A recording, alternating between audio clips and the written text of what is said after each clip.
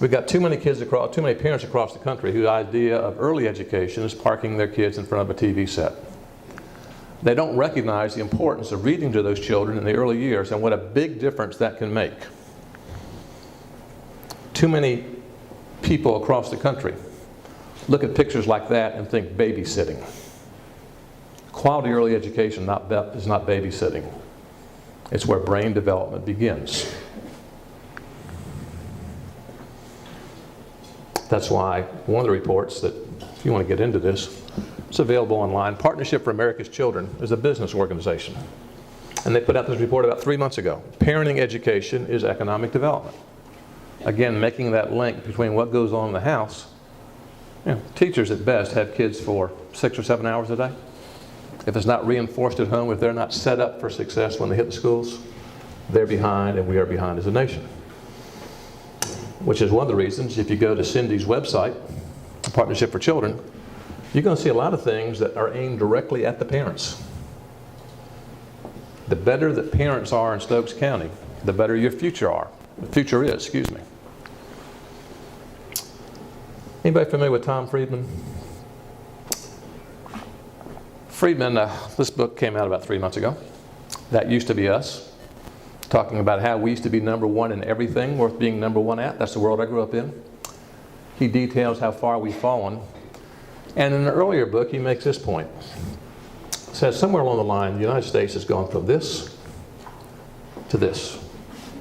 We become fat, complacent, we become lazy. We assume we're God's chosen people. He or she will always look after us, and stand back, world. America's coming through. That don't work. And he talks about the reasons for that. He says in part it's an educational system, but in part it's lousy parenting, and in part it's an American culture, and he makes this point.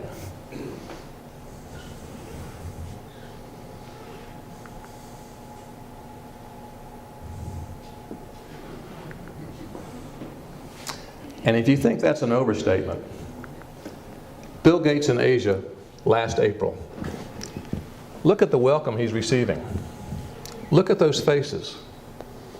Look at those faces. They want to be Bill Gates. They want to put their own Microsoft together. Now let me ask you a hypothetical question. Suppose that next week Britney Spears comes to the top part of Stokes County, Bill Gates comes to the lower part, school's let out. Where are the majority of your kids going?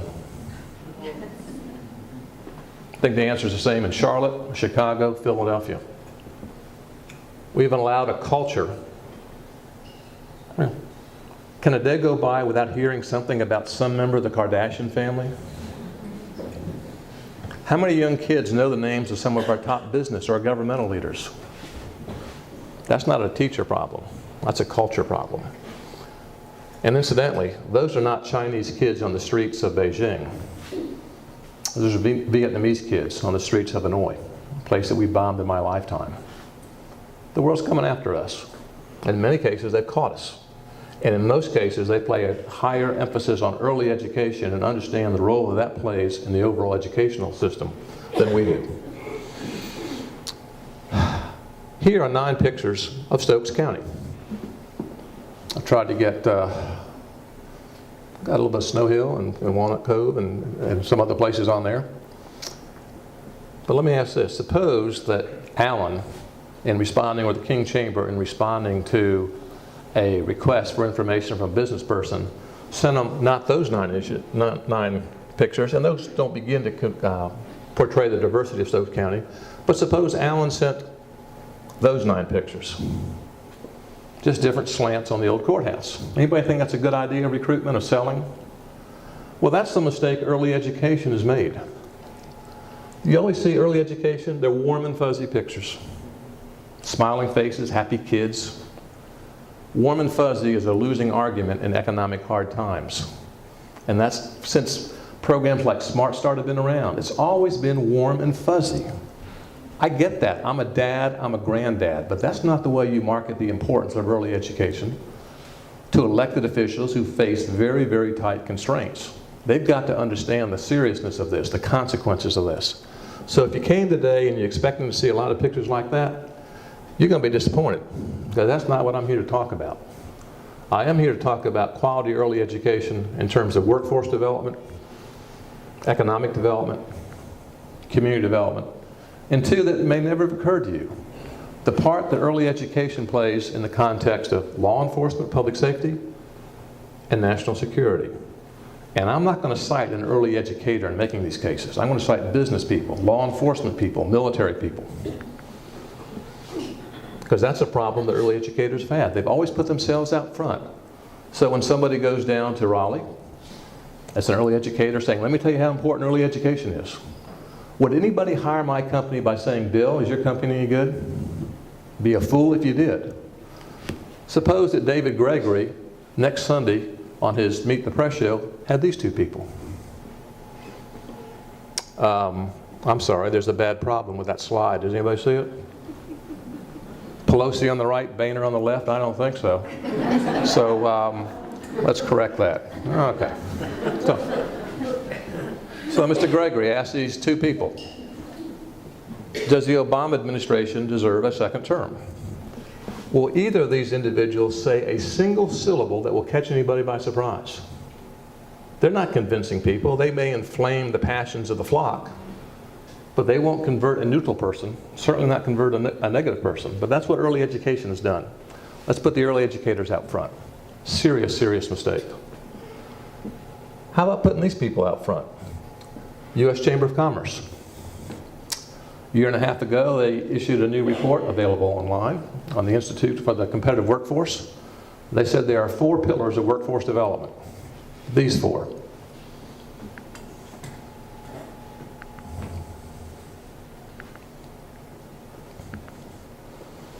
Where early childhood is the foundation for everything else, which means the U.S. Chamber is officially on record as saying that all of that starts right here.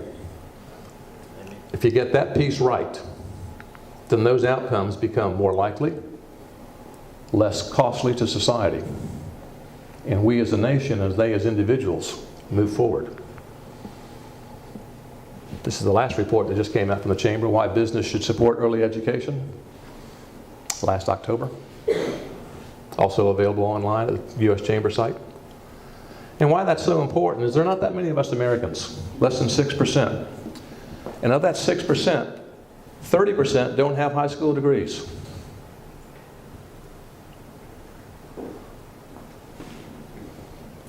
Not only that, but of the people who graduate from high school, you know, 30%, 1/3 of people attending post-secondary education are in remedial education.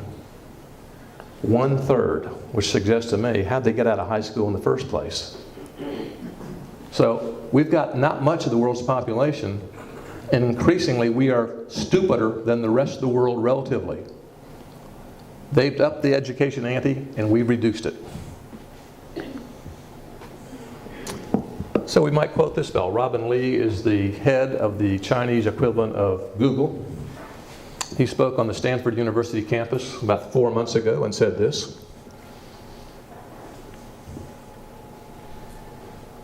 And he's right. We are substantially outnumbered. One of Tom Friedman's books, the fellow I referenced earlier, said this. He said, in 1970, you were better off being a C- student in North Dakota than a genius in China, because the genius in China didn't have access to information or markets. And now that C- student in North Dakota or Stokes County is going to have his butt kicked or her butt kicked, will not be competitive. Here's somebody else who thinks that early education is an economic development issue. The Business Roundtable. The bluest blue chip of corporate America, 160 corporations. You don't attend their meetings unless you are the CEO or the chairman of the board. Collectively, those 160 companies represent almost half of the value of stock traded on the New York Stock Exchange. These men and women are big, heavy hitters. And they said this. Oh, that's in the business, you know, they're not warm and fuzzy people. Advocating policies to ensure vigorous U.S. economic growth. Issued a report. Said that states, local, and federal governments should make high quality early education a top priority. And why is that?